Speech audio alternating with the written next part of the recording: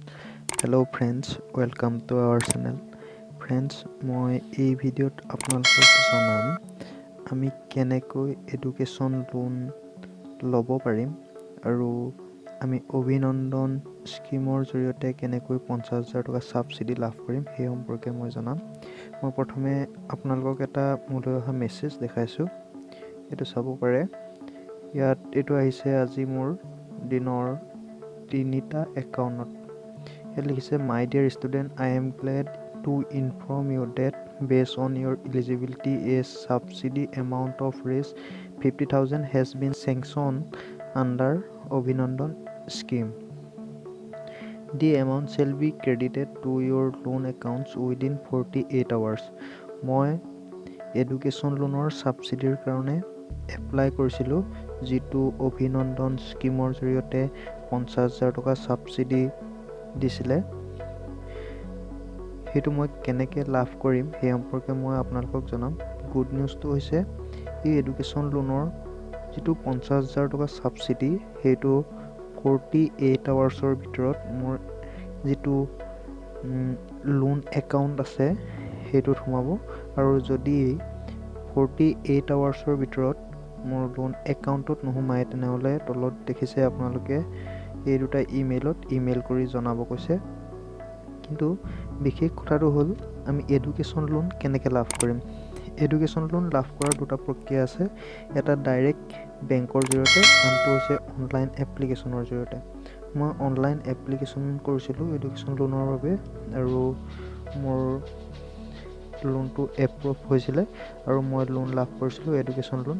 কিন্তু সেই এডুকেশ্যন লোনৰ সাবসিডি পাবৰ কাৰণে আমি কি কৰিব লাগিব মই প্ৰথমে আপোনালোকক জনাম।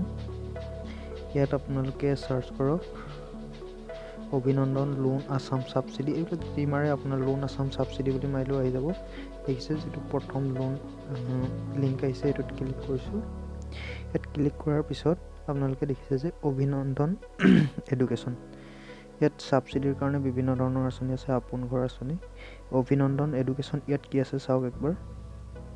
এটো হৈছে সম্পূৰ্ণ এডুকেশ্যন লোন সাবসিডিৰ কাৰণে দিয়া এটা আঁচনি। এই আঁচনিৰ জৰিয়তে অসমৰ ছাত্ৰ-ছাত্ৰীসকলে 50,000 টকাৰ এককালীন সাহায্য লাভ কৰিব যেটো তেওঁলোকৰ ডাইৰেক্টলি লোন একাউণ্টত ক্ৰেডিট হ'ব। মই এটো এপ্লাই কৰিছিলো আৰু এপ্লাই কৰাৰ পিছত মোৰ বৰ্তমান মেছেজ আহিছে যে 48 আৱাৰ্ছৰ ভিতৰত মোৰ 50,000 টকা হ'ব। এটো মোৰ কাৰণে এটা ভাল নিউজ। আপোনালোকে যদি এডুকেশ্যন লোন ল'ব বিচাৰে তেনেহলে আসাম অনলাইন সাৰ্ভিস যেটো আপোনালোকে স্ক্ৰিনত দেখিছে তাত যোগাযোগ কৰিব পাৰে। আপোনালোকৰ অনলাইন এপ্লাই কৰিব আৰু যদি ডাইৰেক্ট বেংকৰ জৰিয়তে ল'ব বিচাৰে তেনেহলে বেংকত গৈ আপোনালোকে যাব লাগিব। নহলে অনলাইন কৰিলে আপুনি কিছুমান ডকুমেন্টছ প্ৰয়োজন হ'ব। সেই ডকুমেন্টছসমূহ প্ৰয়োজন হোৱাৰ পিছত আপোনাৰ ভেৰিফাই হ'ব। অনলাইন ভেৰিফাই হোৱাৰ পিছত আপোনালে ডাইৰেক্টলি বেংকৰ পৰা ফোন আহিব যে আপোনাৰ এডুকেশ্যন লোনৰ কাৰণে এনেকৈ কৰিব আৰু যেটো মোলৈ আহিছিলে। আপোনালোকে যদি কৰিব বিচাৰে এডুকেশ্যন লোনৰ অনলাইন এপ্লাই তেনেহলে আপোনালোকে আসাম অনলাইন সাৰ্ভিস ইয়াত যোগাযোগ কৰক আৰু যেটো নাম্বাৰ দিয়া আছে এটো আপোনালোকে WhatsApp কৰিব পাৰে।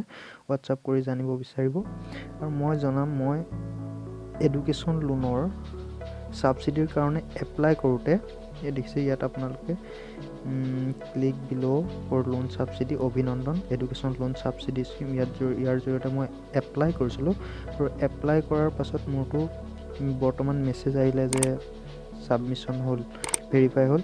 মই ট্ৰেক কৰি চাওঁ মোৰ কি হৈছে। এপ্লিকেশ্যন ট্ৰেক কৰি চাইছো।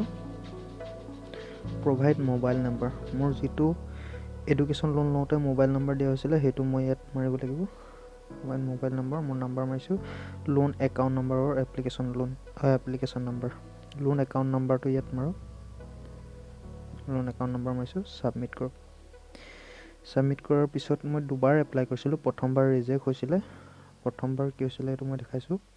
প্ৰথমবাৰ এপ্লিকেশ্যন ৰিজেক্টেড ফ্ৰম বেংক দেখিছে এটো ৰিজেক্ট কৰিলে। সেকেন্ড বাৰ এপ্লাই কৰিছিলো মই। সেকেন্ড বাৰ এপ্লাই কৰোতে মোৰ বৰ্তমান কি হৈছে চাওঁ। দেখিছে এটো মই সেকেন্ড বাৰ এপ্লাই কৰিছিলো এপ্লিকেশ্যন ডেট 4/9/2020 আৰু এপ্লিকেশ্যন ষ্টেটাছ বৰ্তমান দিছে এপ্ৰুভ ফ্ৰম বেংকৰ পৰা এপ্ৰুভ কৰিলে বেংক এপ্ৰুভ অন 31/10/2020 বেংকে এপ্ৰুভ কৰিলে আৰু সেই এপ্ৰুভ কৰাৰ পাছত মোলৈ এইটো মেছেজ আহিছে যে my dear student I am glad to inform you that based on your eligibility.